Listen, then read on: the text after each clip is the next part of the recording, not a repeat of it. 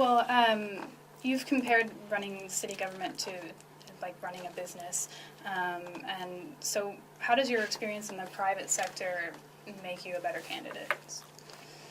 Well, different people are going to have their opinions on who's the better candidate. Everybody's got their own personal choice. We do have a clear difference.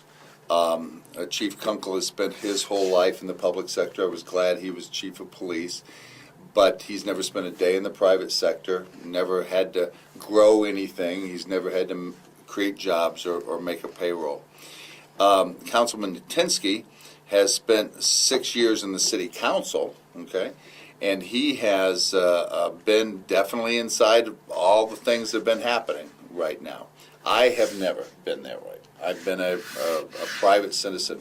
I've been CEO of 3 companies, the largest being Pizza Hut.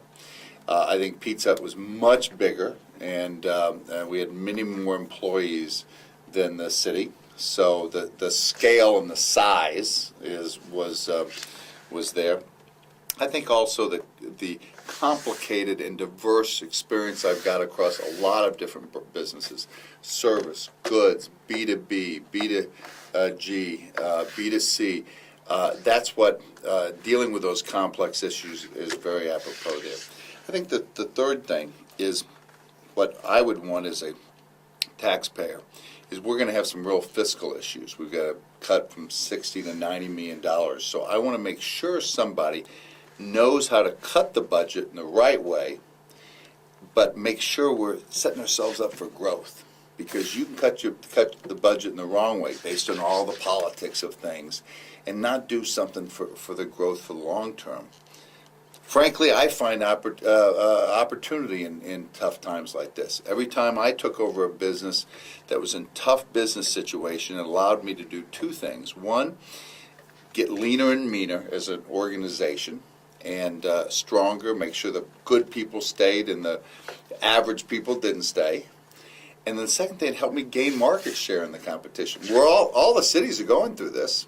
So if we do this better, faster, and more efficient than the other guys, we're going to be able to grow. It won't be that 10-year growth. It'll be much, much quicker than that, I think. Well, one of the things Mayor Leppert talked about right before he retired, I guess, was doing something with the city pension fund. And there's certainly some concern that maybe there's more generous pensions and payroll down at the city for employees than needs to be, particularly in these economic times. Mm-hmm. Any thoughts on that? Yeah, I think we've got a fair deal with folks, and we need to be good by that. We shook hands, and we've made a deal with them, and we need to kind of stick by that. I don't think it's. I think it's definitely on the less generous side compared to the rest of the country when we look at that curve.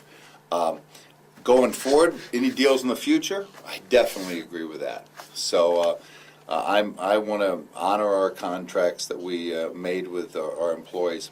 You know, one of the big issues at City Hall that people don't really talk about is the morale of our city employees is pretty low right now. They've had to been furloughed. Our police have been furloughed. It's tougher and tougher, and we're asking more and more of them. And we've got to make sure, you know it and I know it, that when somebody feels down, their productivity goes down. The key in this thing is to get the productivity up.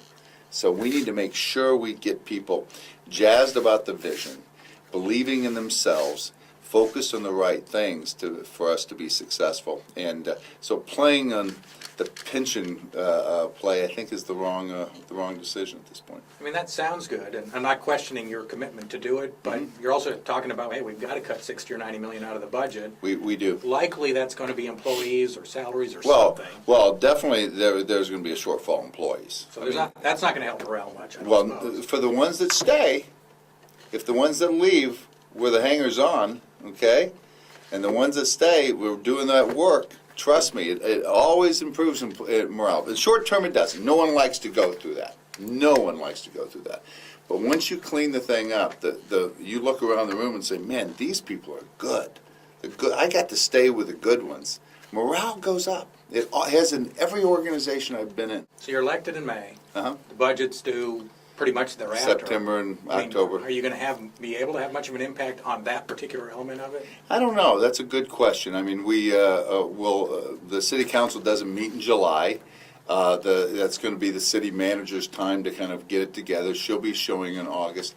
I have a little head start. I was president of the park board, as you mentioned, and I went through this last year. We were able to save, I think, about 10% of the budget and not really hurt substantially the services the rec centers and the pools and the parks offered. We were then able to raise some private money, and so I'm up to speed on the type of savings I think we could find from the rec centers.